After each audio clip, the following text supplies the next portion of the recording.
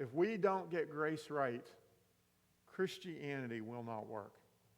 And what will happen is that we'll find people stumbling all over the place. And I mean that in a spiritual sense. People trying to walk with God, but finding themselves continually stumbling, continually tripping, continually getting frustrated because Christianity doesn't work. And that's simply because we don't get grace, that we don't understand grace or how to abide in God's grace. In other words, if the foundation is not properly prepared, we're going to have serious problems with the walls.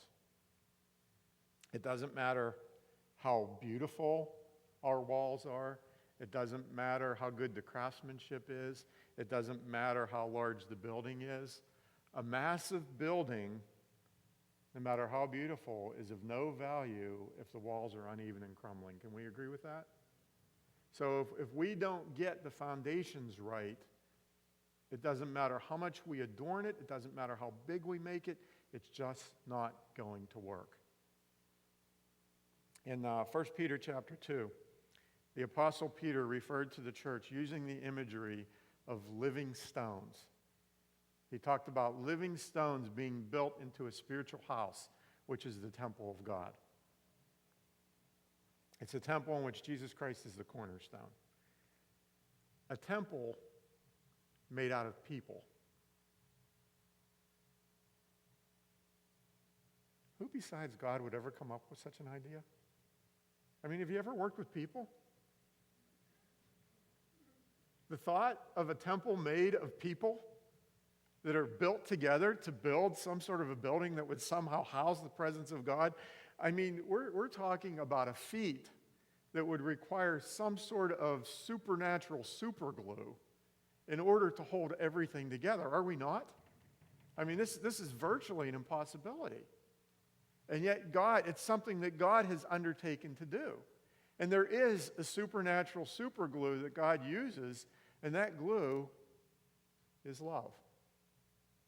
Paul wrote in Colossians 3:14, beyond all these things put on love, which is the perfect bond of unity.